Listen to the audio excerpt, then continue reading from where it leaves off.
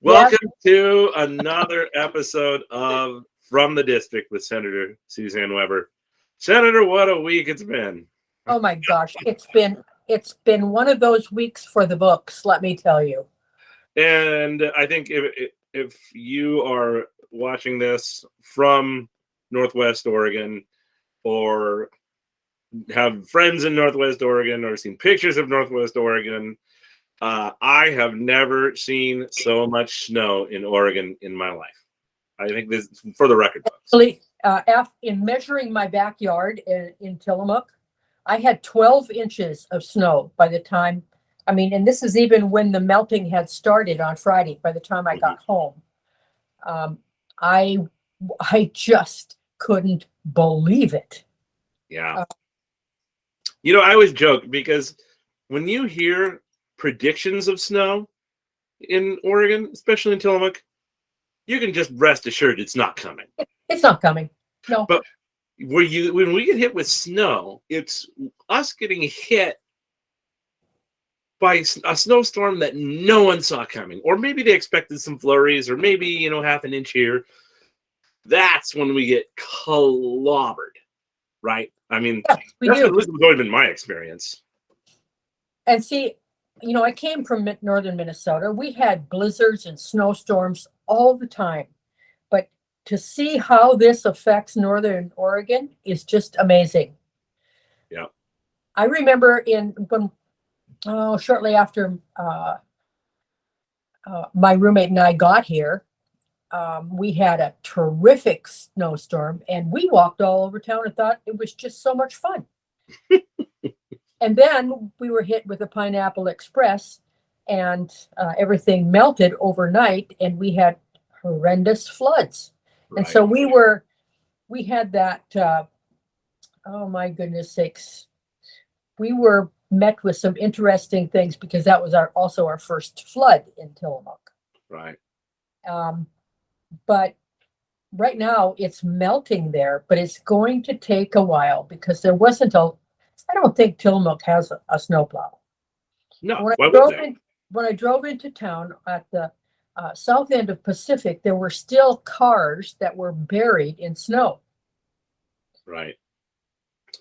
Well, especially, most cities in Oregon don't have snowplows, let alone, Tillamook, 5,000 people. Why would they spend public money on a snowplow that they would use every 10 years, right? Right. Other places have contests to name snowplows. In Tillamook, ODOT does come through town, though, with snowplows occasionally, but, they never have to put their blades down. Right. And another thing that was really interesting was that ODOT sent me a couple of pictures, and I think we're going to be able to include them in the newsletter.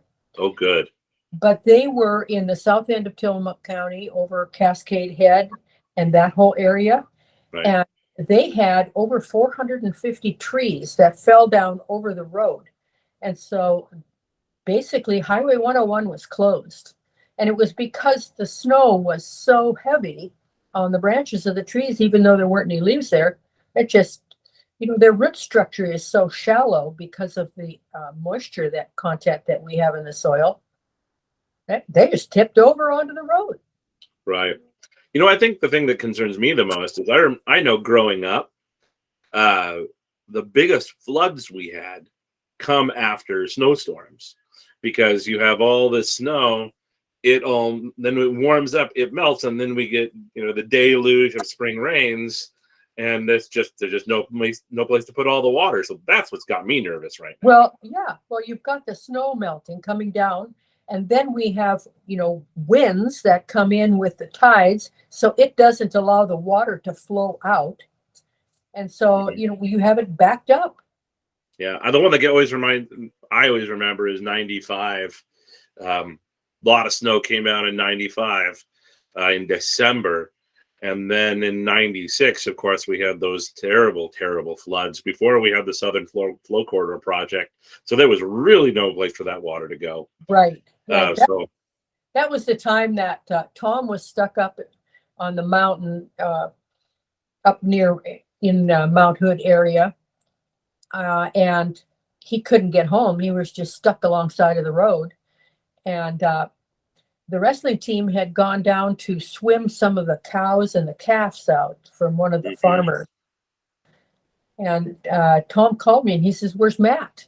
And I said, "He's swimming cows out down at Hogan's." And he said, "It's too cold. Go get that kid. He's going to have hypothermia." Well, I went then to find him, and here was this shivering kid walking off of the farm and off of where the railroad tracks had been. And he was so cold and so wet because they didn't put on any kind of protection. These are kids. They just dove into that dirty water and were swimming the cows out. I remember that year. My dad ran the Napa Auto Parts store in Garibaldi at the time, and he had to take a boat. They were running fishing boats up and down to get people who were stuck up north or were stuck in Tillamook and needed to go up north. I know he slept up there for a few days, but eventually he needed to get home, so we took a boat. And that happened during Charity Drive, and that was the year Charity Drive was canceled because everybody went to work to help the people that were flooding. Yeah. I remember making, big containers of spaghetti and taking them out to farms where people were working on the farms, and then the truckloads of dead cows because they were so surprised by the water coming up that had to be transported out, and that was really sad. Yeah, we slept on the floor of the gym, floor of the high school gym. I was in junior high, but we slept on the floor of the high school gym because we lived up Fawcett Creek, they're south of town. We couldn't get out. I mean, the only way you could get out of Tillamook was a helicopter or a boat. So those dikes broke so fast that they just weren't expecting. So we just all ended up on the high school floor, gym floor.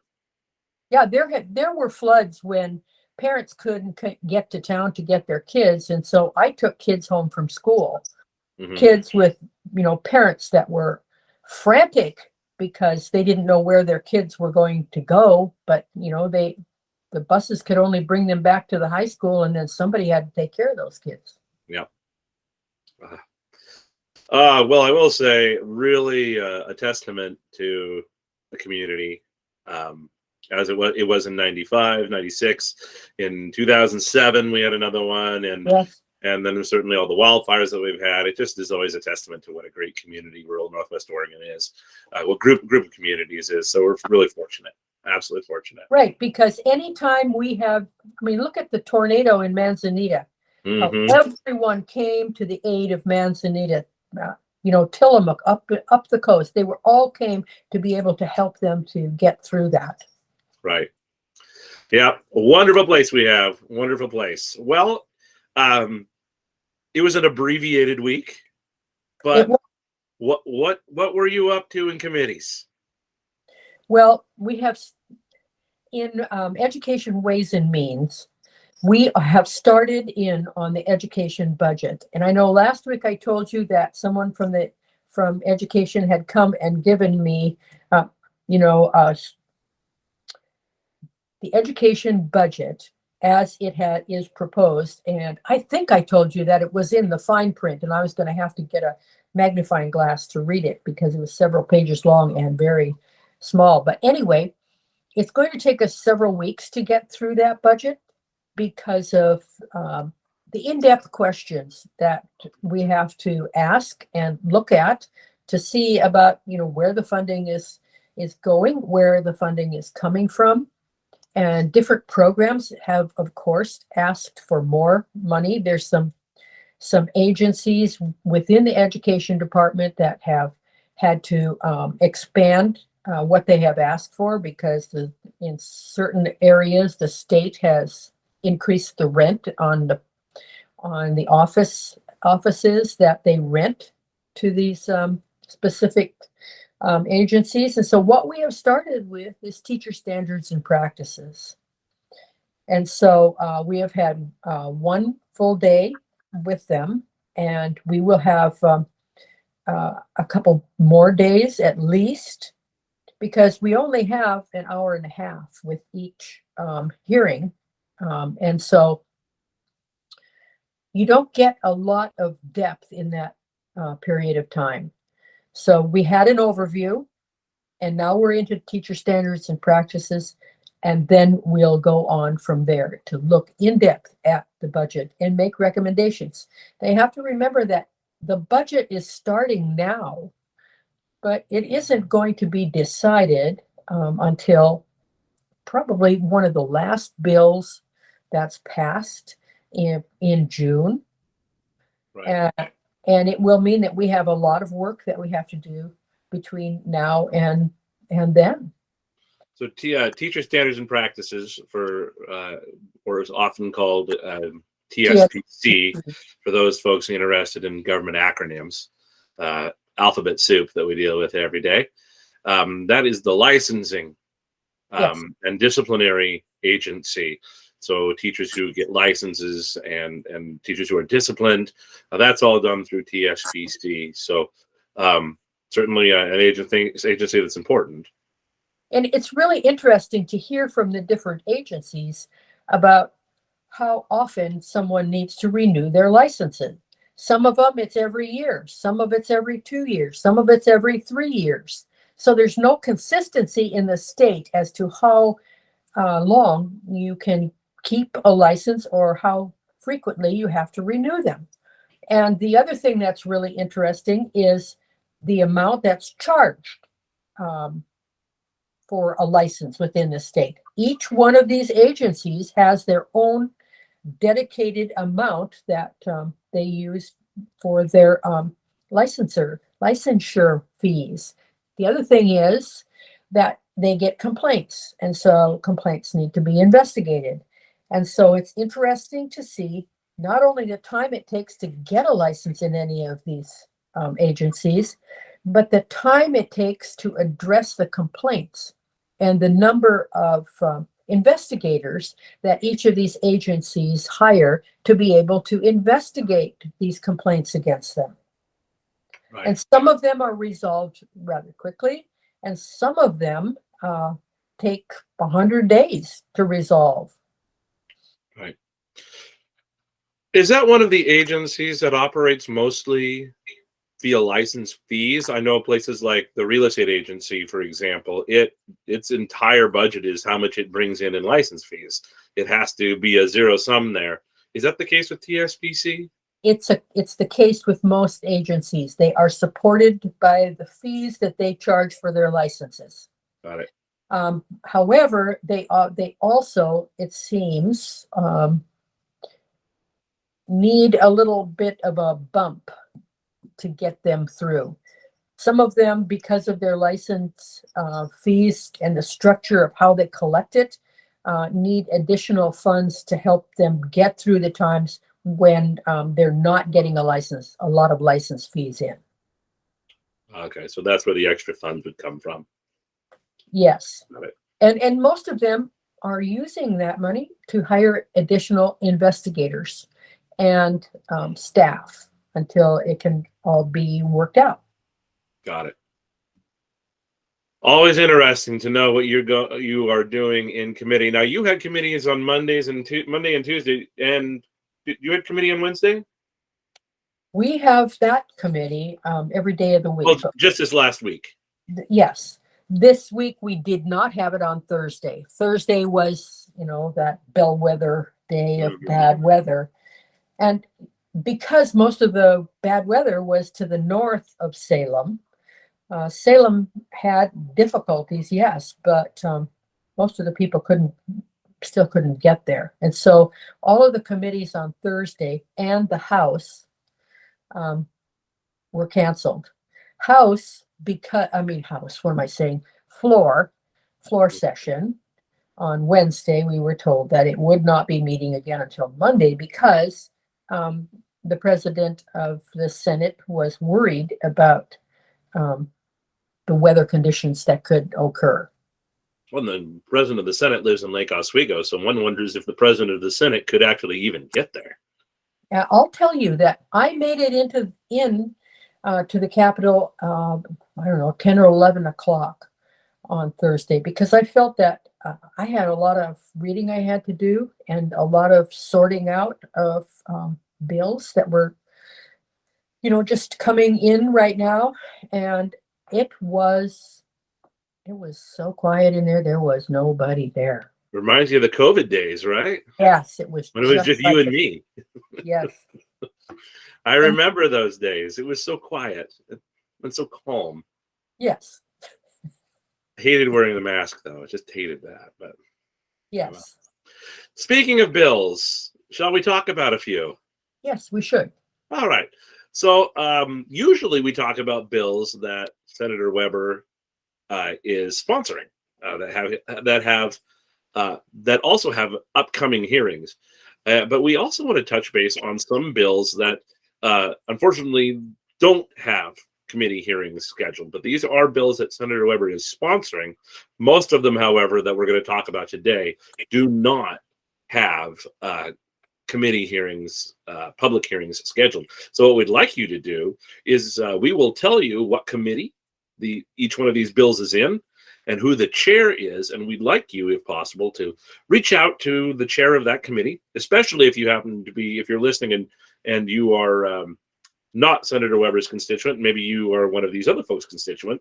That's even better. But anyway, no matter what, encourage you to reach out to the chairs of these committees and ask for them to schedule a public hearing for these committees, for these bills. So let's start out with Senate Bill 990. This is in the Senate Committee for Finance and Revenue. Right. That's chaired by Senator Mark Meek. Senate Bill 990, this would require that the payments of the kicker be given in the form of a check. Now, Senator, we used to do this. I know we did. But we don't do it now. No, we don't. No, it's you get that like a tax credit when you file your taxes. It's Right. That amount is taken off of your taxes and you don't have to pay it, which is fine, except that the amount of money in the kicker right now is what, 3.9 billion, something like that. Historic. It was just, we had the revenue forecast that was released this last week, and the amount of money in that kicker account right now is gobstopping. And there's a possibility that it could be an average of $52 to $5,800 Per taxpayer. Is Martin? No, you're not even in. Martin. Oh, Martin is there. Silas has come home. Oh dear. Oh dear. So Senator Weber is in Albany, where she stays with her daughter during the session. So it seems like the dogs are meeting each other. No, No, there's no dog. It's Silas. Oh, it's Silas. Yeah. So, what was I just saying? So anyway, the amount that would be available for people as a result of the kicker could be an average of $52 to $5,800, right in that range. That could make a big impact in people's lives. Right. I can't say for sure that's exactly how much it could be on the average, but it's going to be very close to that. And so if the government is hanging on to that and going to leverage it against your taxes, what could that do for the average family to get that check? We have been so impacted by inflation and the cost of goods and services. See if he wants to go outside and find something. Right. Well, I think what that senator is saying is the government holds on to this money a lot longer than they used to. When money was sent out via check for the kicker, it came out as soon as it was set, right? So checks would go out, but then it was changed, and I think it might have been about 10 years ago or so that this change came about, that they said in order to save money, not have to have people send out a check, not have to have staff process it. We're just going to say we're going to just apply this to your taxes. So, and that makes sense to a point.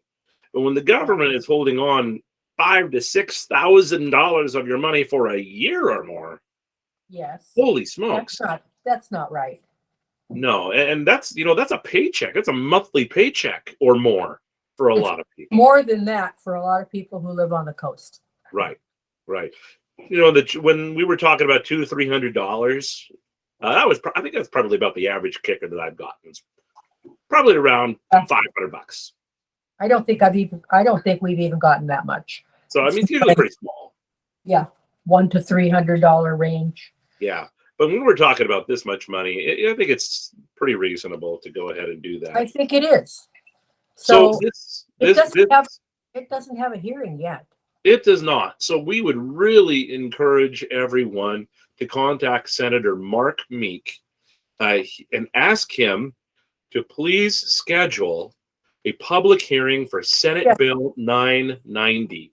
Senator Mark Meek, please do so politely and kindly, but do encourage him to schedule a hearing for Senate Bill 990. Yes, please. If you just search Senator Mark Meek, Oregon, his page will come up pretty darn fast. Yes. You'll be able to get his email address. Yes. Right. Or if you even just want to search for the Senate Committee on Finance and Revenue on OLIS, you'll be able to see. You will find his contact information there. So. Another one that a few weeks ago, we talked about some constitutional amendments that you're sponsoring. Here's one that we didn't talk about much, I don't think. No, we haven't talked about this much at all. This is House Joint Resolution 8, HJR 8. And this would propose a constitutional amendment, so the people would have to vote on it, but this would put it on the ballot to require that in order to vote in the state of Oregon, you must be an American citizen. Now, for a lot of folks, this is probably stunning that we would need a constitutional amendment to say that. Isn't it already the law? Yes, it is. However, we have had areas within the state that have decided to put this issue on the ballot to allow people that are not citizens to be able to vote. And I'm speaking of Multnomah County. Mm-hmm. It did not pass, but it is an effort that is still moving forward. So I think it's imperative that we have a constitutional acknowledgement that you have to be a citizen and able to vote. Now, if I were to go to Switzerland or France or any place, many places in Africa, I couldn't vote in their elections because I wasn't a citizen of those places. I think that with citizenship comes some rights and responsibilities that may not be available to people who are not members of your special club, like an American. Right. So I would say that if this was proposed in Multnomah County and it failed even there, not a particular bastion of conservative values, it must be probably the consensus of the state of Oregon that you should be a citizen to vote. Yes. So this seems like a logical thing. I think some of the pushbacks you might get, well, nobody thinks that's never going to happen. There are a lot of places, well, not a lot of places, but there are places in the United States where it has passed, where you can vote as a non-citizen in usually like city elections. But so this currently is in the House Committee on Rules. Yes. And that is chaired by Representative Julie Fahey. So encourage everyone to reach out to Representative Fahey and ask her to schedule a hearing on HJR 8. HJR 8. So please reach out to Representative Julie Fahey and ask for a public hearing on HJR 8 to be scheduled. So the next one, we actually do have a public hearing scheduled. So just need people to support the bill. Don't need them to ask folks to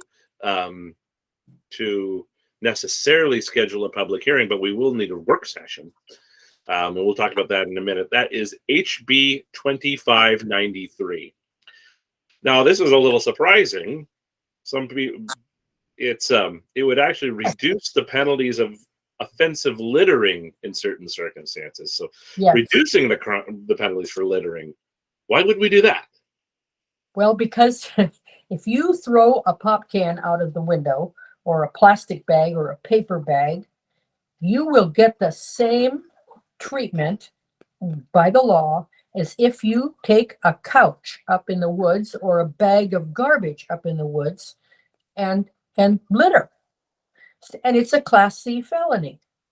So what this would do is, instead of making it a Class C felony, it would it's a Class C misdemeanor, Senator. Oh. Yeah, I did the same thing earlier today. It's a Class C misdemeanor right now. Any sort of littering.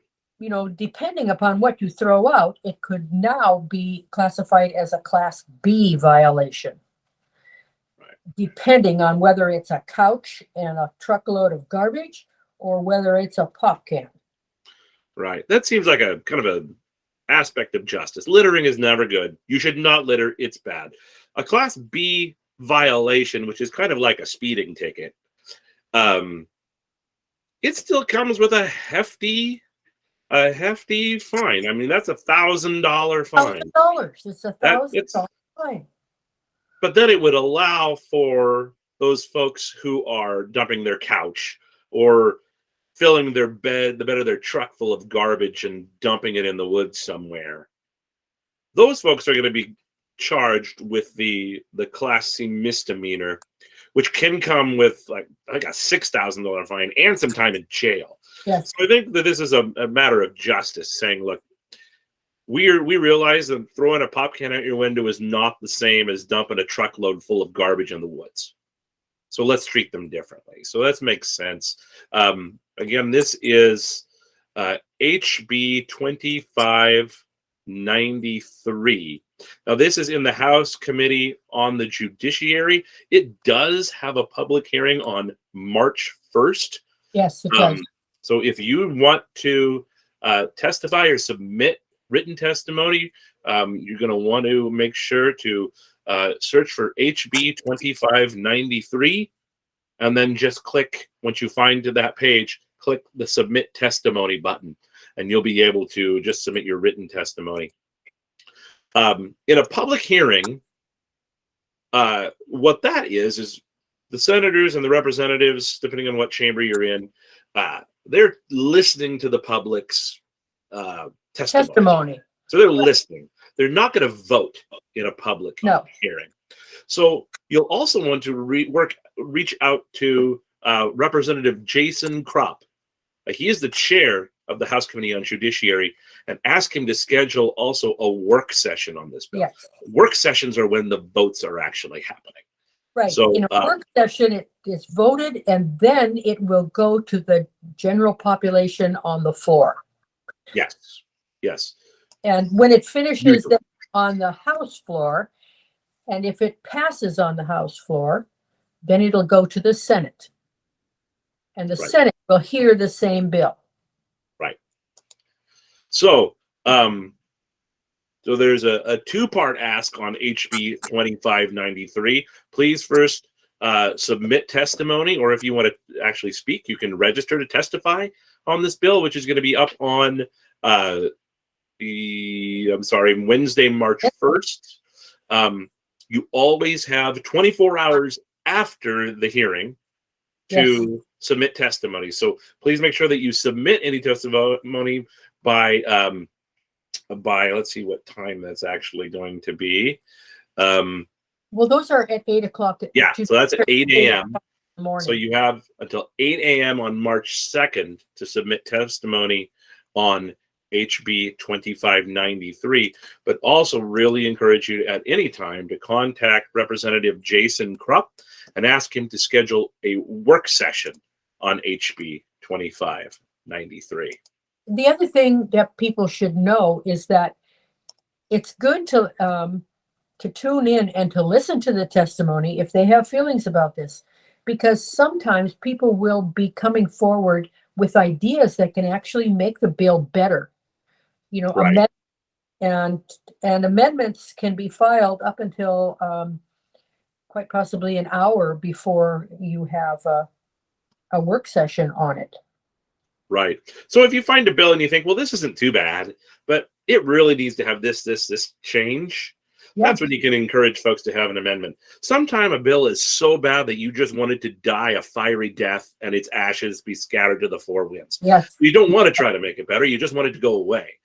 But if a bill is okay, but you got some concerns about some parts of it, you can always encourage your representatives to ask for an amendment to the bill. So always a possibility. We have one more of your bills that we're asking folks for help in supporting. This is HB 2630. Yes. And this is going to exempt receipts from the sale of prescription drugs by a pharmacy from the commercial activities tax, or the corporate activities tax. Corporate tax. Yes. Tell us about this bill. I'm just calling it up right now. You know, we had the corporate activity tax passed. Corporate activity tax is to benefit education. However, the corporate activity tax taxes gross receipts. Instead of net, after all, everybody's paid their bills and then you pay taxes on it. The corporate activity tax taxes gross receipts. Well, one thing we found out right away after this was passed is how small businesses were being impacted. And, you know, the gross amount is $1 million that is being after you get, okay, you get to $1 million, you have to pay that tax. And it's the small businesses that were burdened with this. And the first small business that came to light as being, they were being harmed by this was the pharmacies. And the pharmacies have they sell drugs, and the drugs, they are not something that they can determine the cost on. And so they can't add what could possibly be an addition to help them through the cab tax. And so we had a serious loss in our state of pharmacies. And the areas that were impacted the most were our small areas, our rural areas. That's where we lost our pharmacies. We lost pharmacies in banks. We lost pharmacies at Bimart. All of those things were impactful, especially on small America. And so this is going to take and exempt the receipts from the sales of the prescription drugs, because the pharmacies were making their money on the cards they sold and the knickknacks and that sort of thing, because so much of what their revenue was going to was that tax in particular. Now, this wouldn't exempt those cards or those knickknacks. No, they would still have to pay the cat tax on that if they're selling over $1 million of knickknacks and cards. yes. They're gonna have to pay it, but they can control the prices of those. They're the ones who set the prices. They don't set the prices of the drugs. So the thing that they can't control the price of, they become exempt on. And you know, we were sold the whole cat tax thing, even though it failed miserably. The legislature still said we needed to do it. Yes. And we were sold it saying that we're going to make those rich corporations pay their fair share. Yes. But it turns out that it's actually not those rich corporations. The rich corporations are paying it. And you have a bill that would raise that exemption to $5 million. Yes. That's now what this I would exempt say. 78% of the people paying the cat tax. Right. But it would only lower the amount of money brought in by the cat tax by 6%. Yes. What is it saying? 78% of the people paying into the cat tax are small businesses. Yes. It's not Walmart. No. It's not Home Depot. It's not Best Buy. It's not Nike. It's not. No.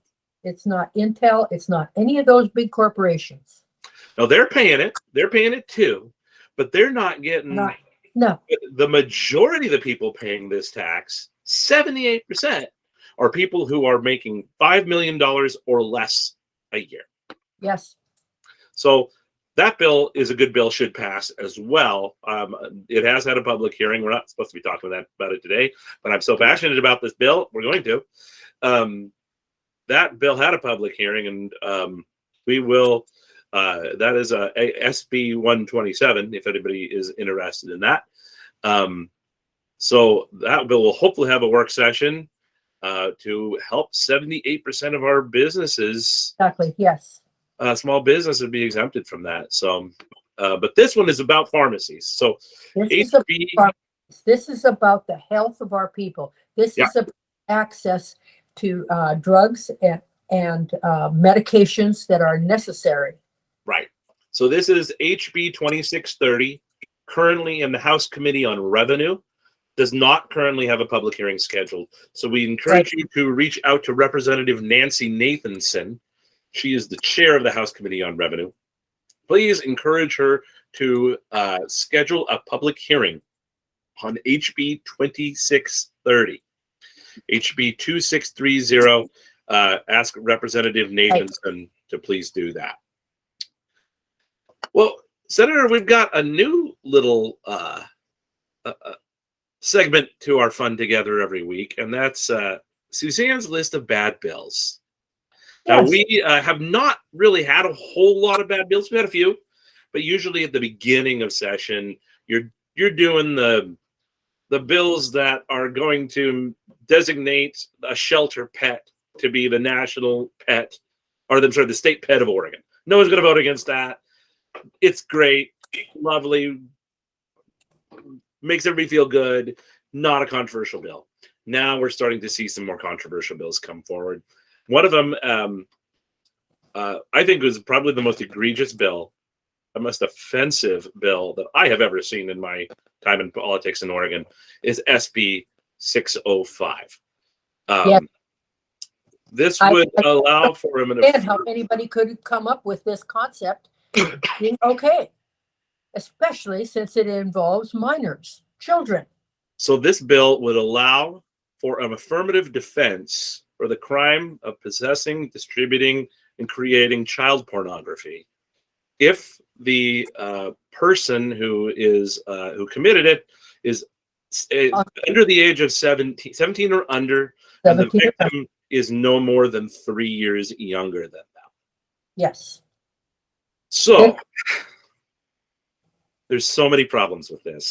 Can you give a good description of what affirmative defense actually means? I know you looked it up, and I have not had the time to do that. Definition from Cornell Law School is: an affirmative defense is a defense in which the defendant introduces evidence which, if found to be credible, will negate criminal liability or civil liability, even if it is proven that the defendant committed the alleged acts. The most popular affirmative defense is insanity, right? Yes. So if you murder someone, but it turns out that you were insane, you will not. That is an affirmative defense, even though you did it. Now you're going to be required to be committed, but you're not going to be able to. But you're not going to be actually held liable for the murder. It's essentially a mitigating circumstance that is mitigating so much that it negates your liability for the crime. So here is the reason that I think they did this. And I understand where they're coming from, but the unintended consequences are so severe that it really blows my mind that they didn't think of them. Unfortunately, we live in a society where children are given way too much technology, and kids are unfortunately taking inappropriate pictures of themselves or each other and sending them around to friends. Colloquially called sexting. Now, what they want to happen is make sure, look, if two 17-year-olds are sending inappropriate pictures of each other, they don't want them to end up getting a sex offender status slapped against them and child pornography charges against them. I get it. But what this bill says, the way it is written, is that a 17-year-old could take naked pictures of a 14-year-old and pass them all around to their friends and never actually be held accountable. Yes. That is so beyond acceptable. I just can't imagine this. Unbelievable. Now. And we all know people who have had pictures that have been allegedly taken of them and sent to other people or put out. And we have heard the horrendous stories about children who have had this happen to them that have even committed suicide over it. Right. So I get it. I get what they're doing, but I think there's much, much better ways of doing this than essentially giving the 2 thumbs up to spreading child porn as long as you're of a certain age. Yes. Not okay with that. This bill was introduced by Senator Winsley Campos. It was originally slated for a public hearing. It seems like leadership may have gotten realized that was a really, really, really bad political idea, and they pulled it from the public hearing. But that doesn't preclude people still allowing their opinions to be heard. And it can come back. The public hearing got pulled for now, but it could come back. So I think what we would encourage you to do is to reach out to Senator Campos and ask her to withdraw Senate Bill 605. Yes. The unintended consequences are just too horrible to even. This is I just can't believe this bill was even considered. But this is a very emotionally, especially for those of us who have kids. Yes. This is very emotionally charged. So I really encourage you to, when you reach out to Senator Campos, be professional, be polite, express your concern in reasonable and rational ways, but make it very clear and under unclear circumstances that this Senate Bill 605 needs to be withdrawn. So we all know how delicate the young people within this age range are, right, and how something could impact the rest of their life because of this. And I just cannot believe that this was thought to be a good idea by somebody.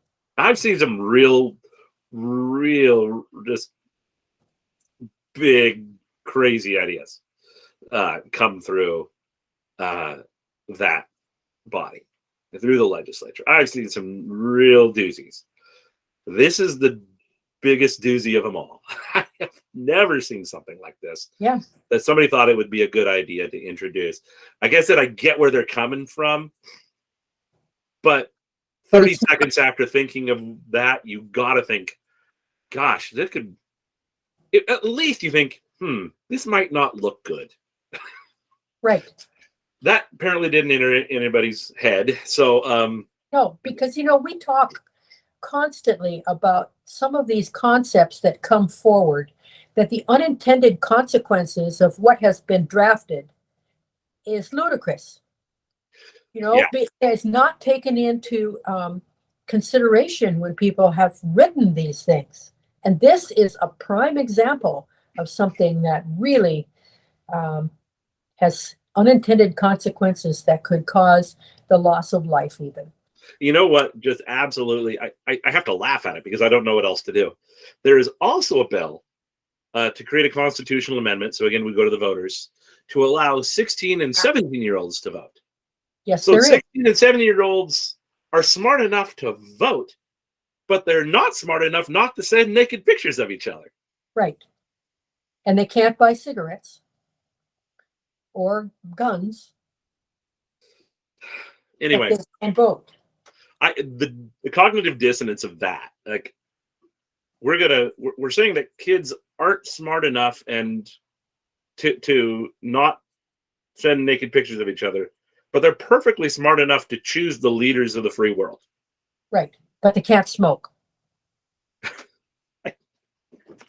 Anyway, okay. Senator, I think I can't take much more of this. What else do you have going? Anything else you want to say? I think we're done.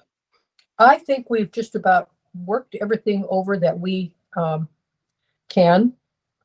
I wanted to congratulate the Charity Drive folks for all of the wonderful work, the $187,000 that they raised in 10 days. Congratulations to Tillamook High School.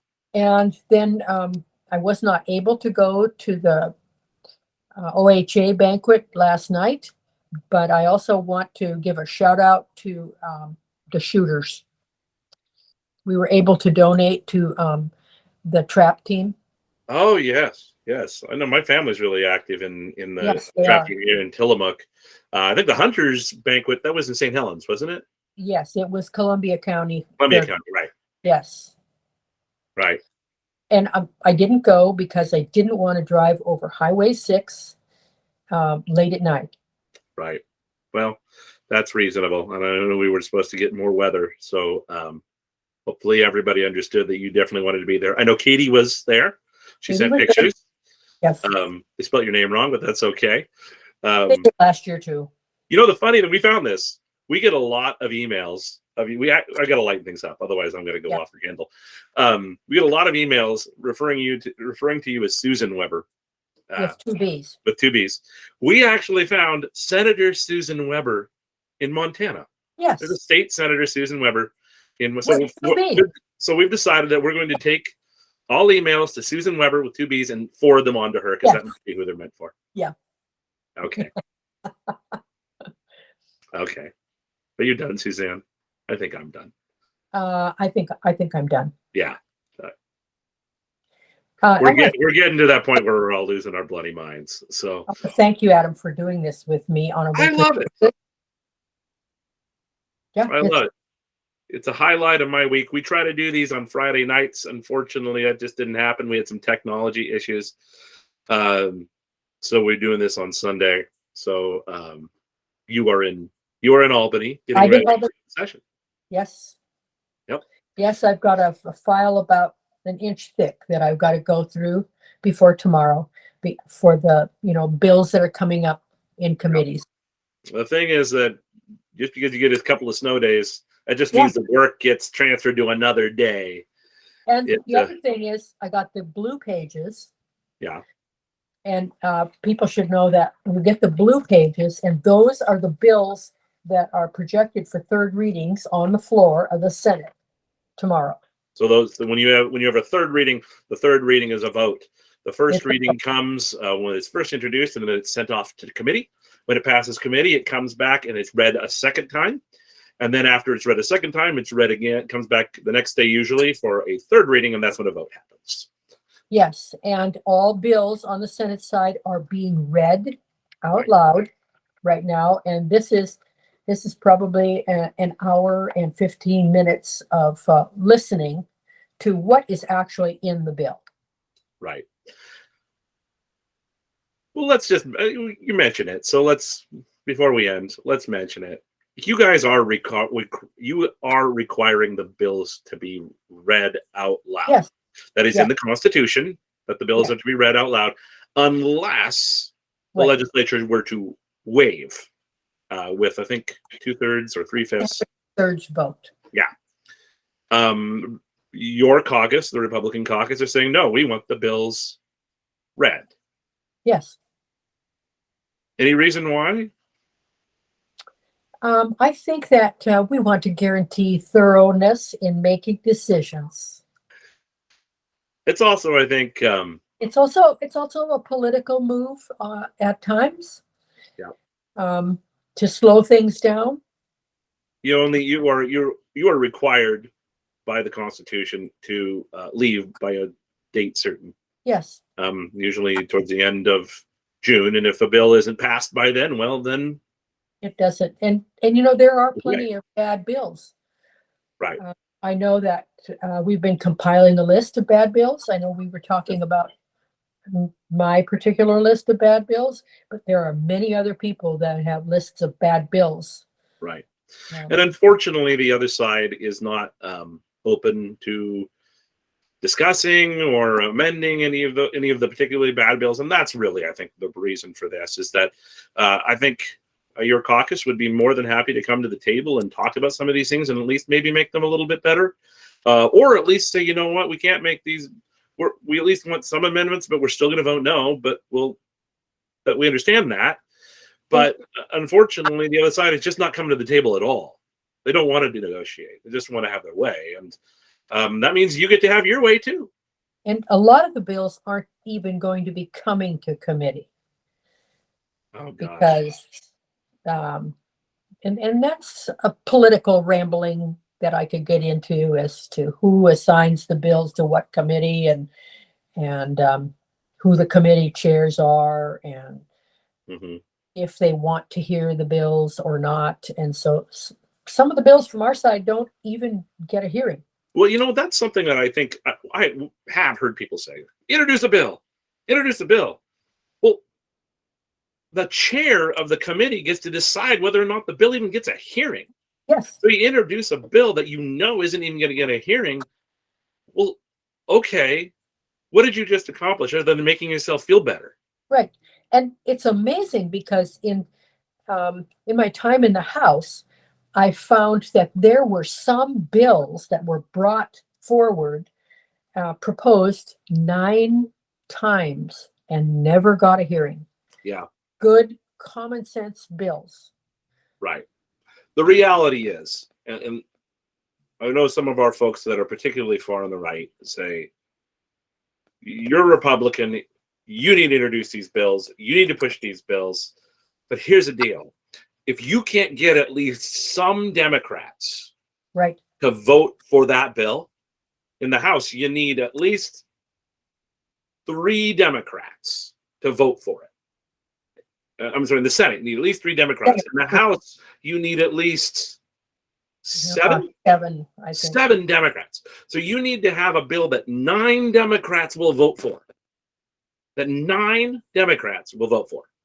To even get it past the legislature. And then you have to have a bill that Tina Kotek will sign. Right.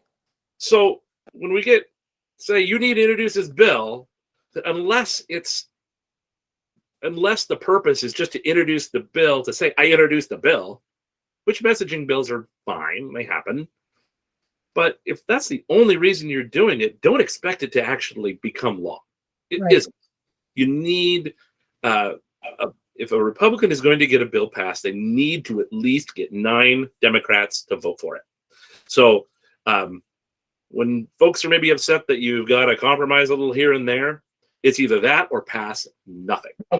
So, exactly. Right. So that's a cheery note to end on. No, gosh darn it. That whole 605 thing just got me riled up and now I'm cranky. Yeah. Well, hope all you are cranky too.